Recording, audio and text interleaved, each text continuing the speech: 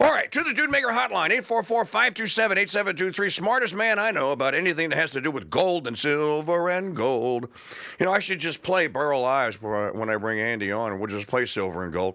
Andy Schectman, milesfranklin.com. First of all, Andy, you must be feeling pretty good. You're a big MAGA guy. How you doing? I'm good, Mike. How are you, buddy? Yeah, it's a reason for optimism, for sure. Isn't it? Well, you know what? I actually had a song just kind of queued up that I was going to play as your intro here. See if you recognize it.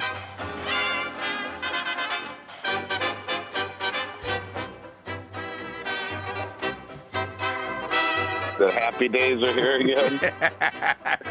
you better believe it. Seriously, though, you and your dad started Miles Franklin in 1990, so in the 90s after the Reagan boom, but you're about my age, so you're old enough to remember it. I kind of feel like it's morning in America again. I was playing the song.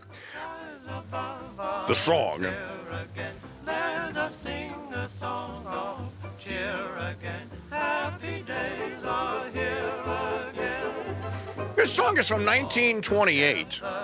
Shout it now, there's no one who can. And yet, shout it now, so let's YouTube still insists that there's a copyright on this. I'm like, no, there's not. You only get a copyright 50 years after the guy that wrote it died.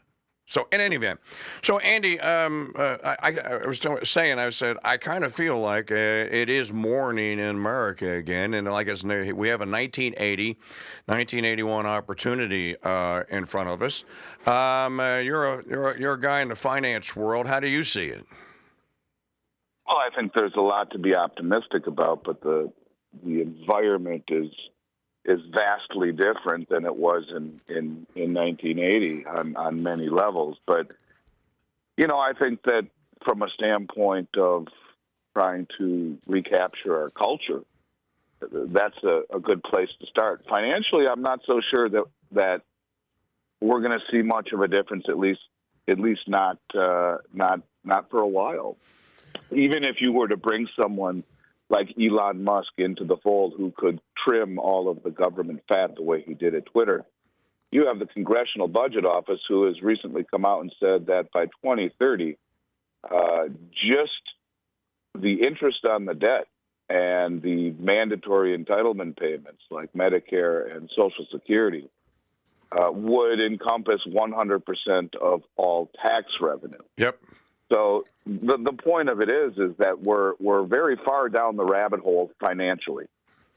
That's something that I think we have to deal with. We have to pay the bar tab. But from a standpoint of trying to get our country back, maybe we have now re-inspired the integrity of the electoral system. Maybe we can work on the judicial system, the FBI, the immigration system, the lawlessness, the wokeness, these things that have,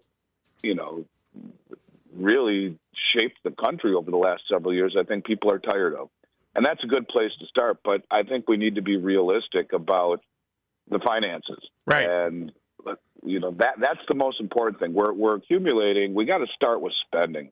We're accumulating $100,000 of debt per second, roughly $1 trillion every 90 days. It took 200 years to do that. But when you come in, the first time that is, and when you come in with promises of cutting taxes, which everyone is happy for, where does the income come from to finance the machine? And so that becomes an issue. So I think we have to do this with open eyes. We have to be optimistic that certainly we're moving in the right direction, but I do think financially things are still very challenging. Andy, I read about this, and I couldn't wait to talk to a superior thinking economic mind like yours about this. I wanted to know what led to the Reagan boom. So I actually found an article that was written in 1988 by Forbes, and I read the article, and it had a lot of stuff in it that I didn't know. And one of the things that the article pointed out is that, and I didn't even know this, Paul Volcker was actually Jimmy Carter's Fed chief guy. So Reagan kept Volcker. He didn't fire him. He didn't replace him. He kept Volcker, and he also basically let Volcker continue with the monetary policy, the tightening as they called it. But the thing that separated the two, and what made the difference, were the phased-in marginal tax rate reductions. That there was stimulus on the fiscal side. Now, of course, they weren't paying down the kind of debt we were paying down. So I'm not sure how that would work. But that's really what was okay. You had a tight monetary policy, and then you had on the other end, you were, they call it supply side economics or whatever. He was being advised, Reagan was being advised at the time, you know this guy, by Art Laffer. And Art Laffer was telling him, Mr. President, you just got to, you got to let it work out.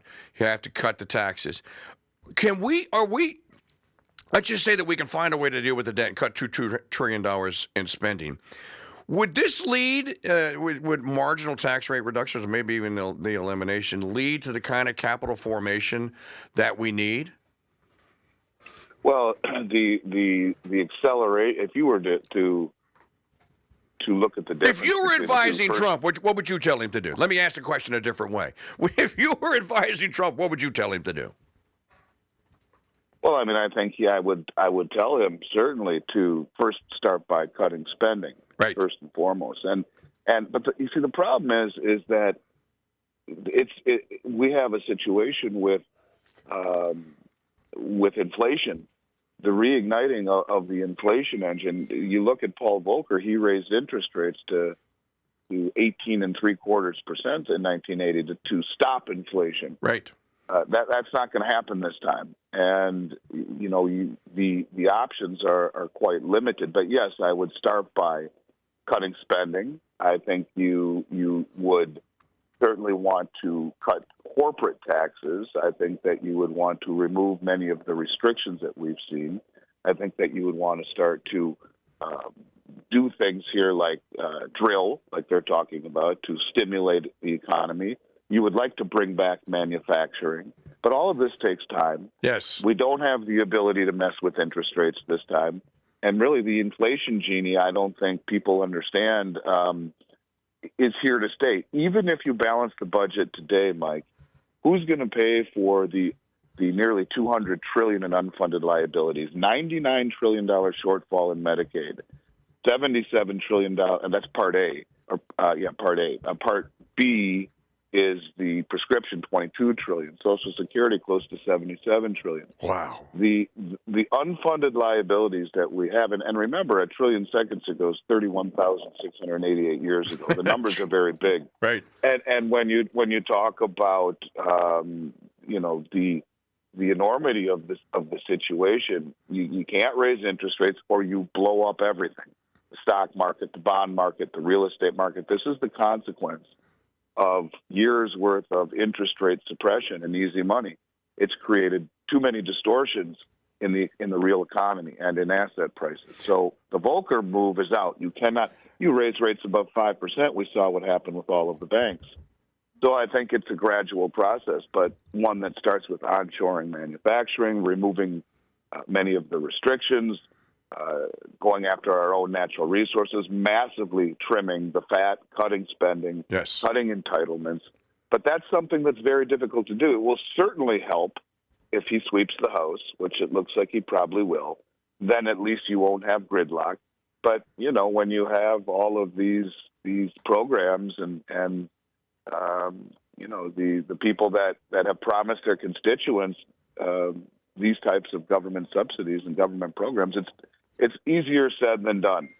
But I think we're very different than what we were in 1980. Absolutely, a big difference, and you have a different kind of an American psyche too here, because you have a lot of people here that shouldn't be here that really don't like us and wish ill for us. Andy Schectman of MilesFranklin.com on our Dude Maker hotline. Remember, you can get the price list for gold and silver, whatever it is that day.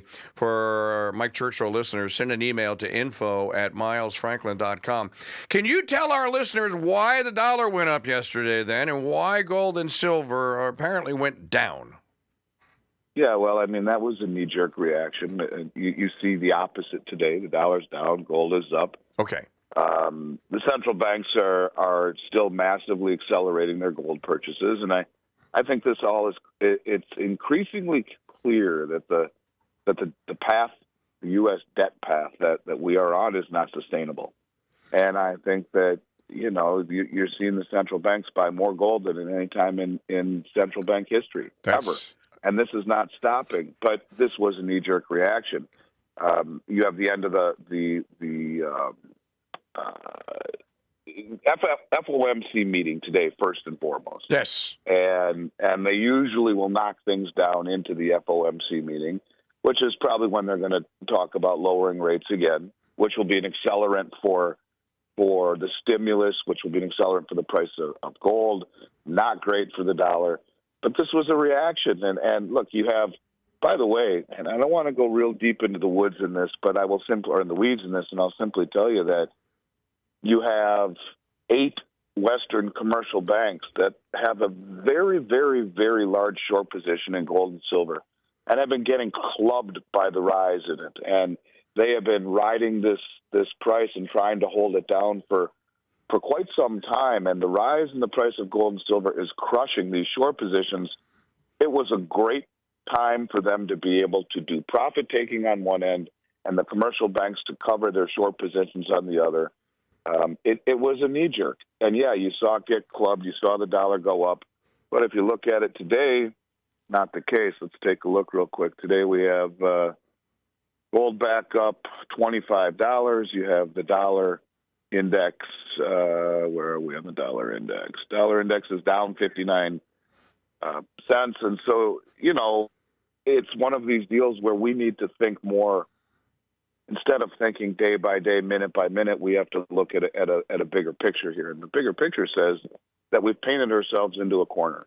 We've painted ourselves into a corner. We have a dollar that is unjustifiably strong based upon a massive debt position, most of it accumulated at very low interest rates. And so if we raise interest rates to fight this, if we pull the Volcker card, if we try to fight inflation, and by the way, inflation is much higher than they tell us. The CPI is a lie. All people need to do is go to shadowstats.com, which is John Williams' website, which talks about the suppression of interest rates and the lying of the numbers that come out of the Bureau of Labor Statistics as it pertains to unemployment and to inflation. And all he does is measure these things the way they used to be measured. He'll tell you can throw an 8 after the 3% or the 3.5% inflation that we have. And for those people who wonder why are we being told inflation is 3%, but it seems a whole lot higher. Because it is more like 10. It is. It's 10 or 11%, and unemployment is far worse.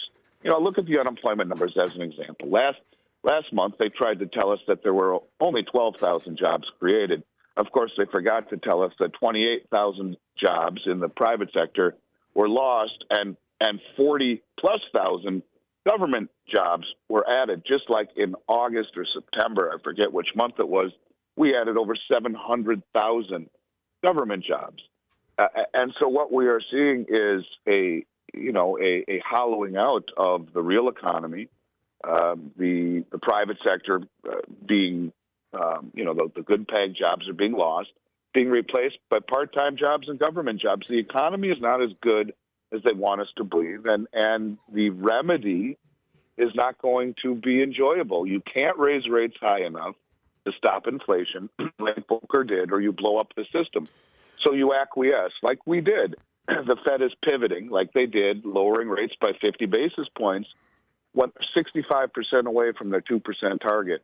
But what did the market say to that, Mike? They said, No, that's not how it works. And as they lowered the front end of the curve by 50 basis points, what happened to the long end of the curve? It got bigger. Over that same period of time, it's up 65 basis points. The 10-year Treasury says, no.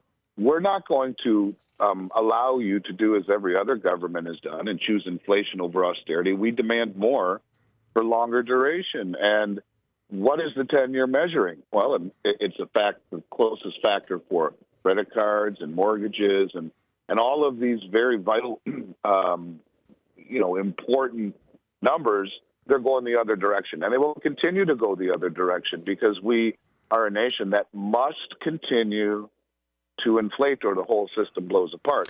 You can see this. The bond market and gold are telling you this, and that is why the bond market yesterday got crushed, even though the dollar went up, the stock market went up, crypto went up, the bond market said no, and rates went higher again, and the bond market fell. So it's a very tricky situation that we are in, but I do think it's time to be optimistic. It's time to be optimistic to get our country back. That is how we start this process. It is. It's how we start.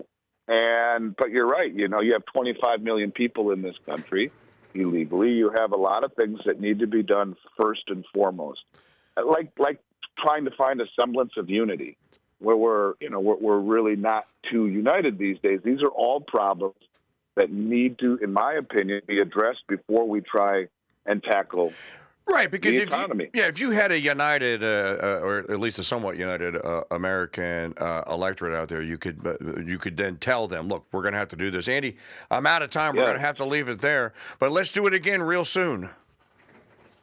Anytime, brother. I love coming on your show, and happy to come on for longer than 15 minutes anytime you got time. I have a hard time saying goodbye in 15 minutes. So thanks for having me, Mike. It's always good, and I look forward to checking up with you again. Okay, brother.